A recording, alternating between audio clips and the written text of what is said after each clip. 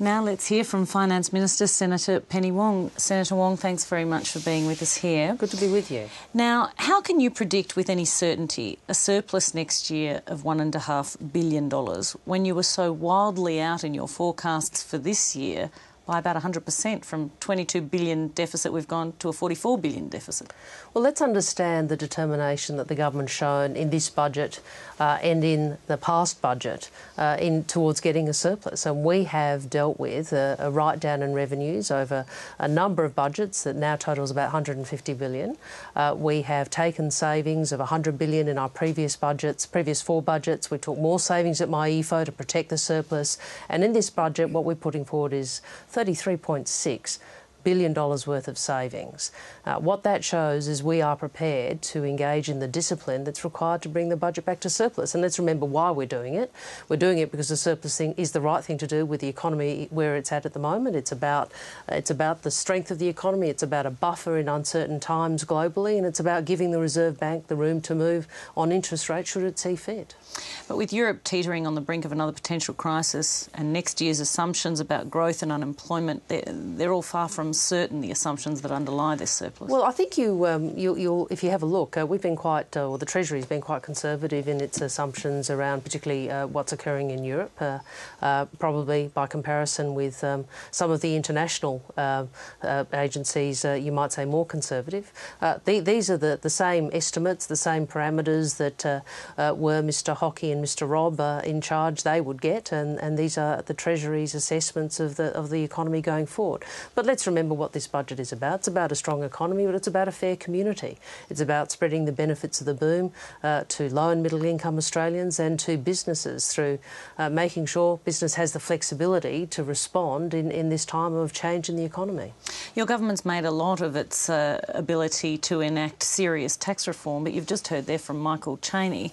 The business community, for one, is terribly upset about your abandonment of the 1% tax cut, given especially, as he points out, that the Henry Review actually suggested a 5 percentage point cut in corporate tax rate. Well, I'm very happy to talk about the company tax cut. I'm very happy to talk about the fact that the government was prepared to vote for it and that the party of Robert Menzies, led by Tony Abbott, was prepared to vote against a tax cut. A tax cut for companies was opposed by... You didn't put it to the test, though. It was... come on. You're basically saying to me we should have hoped that Tony Abbott would change his mind. When has he ever said yes to anything?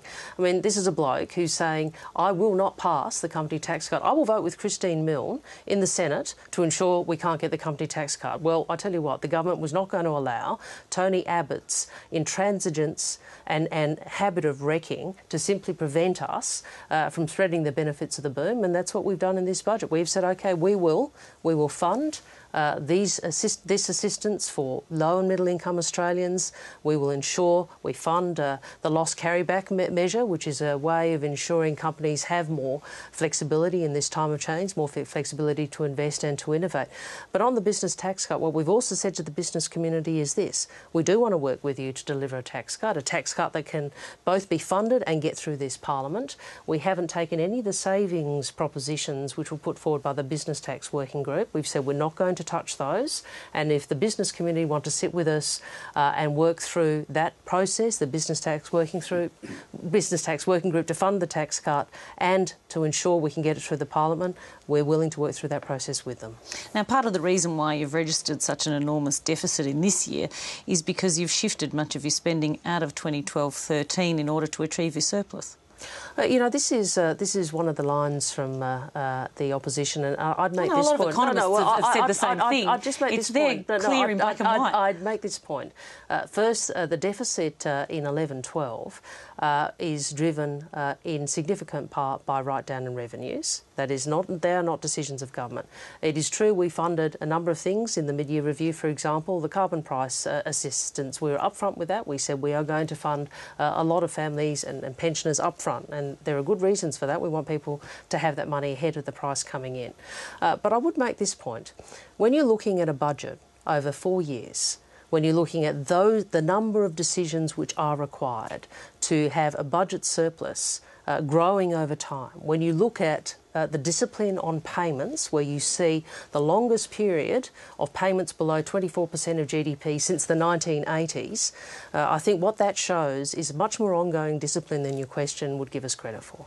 But it's quite clear that $1.1 billion in grants to states, some of which was meant to compensate Queensland for the effects of the disasters, the floods they had there, is going in this year instead of next year when they're actually needing to spend that money. It's a clear shift. It's written there in your papers that you were supposed to be spending it next year, but instead you've decided to spend it this year. We have brought forward some spending as a result of natural disasters, so we can fund infrastructure rebuild.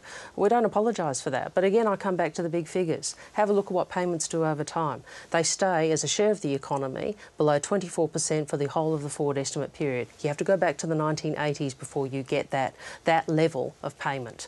A lower spending government as a share of the economy than we've seen in years, in decades in fact, and a lower taxing government than Peter Costello. And that's important. We inherited a tax to GDP ratio of 23.7%, and we stay well below that through this budget period. So we're taxing less and we're spending less. Well, you're getting less in taxes also because you're getting less in revenues from that's right. From that's corporate true. Australia. So I don't know that that's technically necessarily fully correct. No. Well, we're getting. But the point is that the figures demonstrate a level of discipline, and that, you know, why have we done that? And we've made these decisions because budgets are about priorities, a surplus because we have a strong economy, but the spending measures because we want a fair community. Penny Wong, thanks so much. Good to be with you.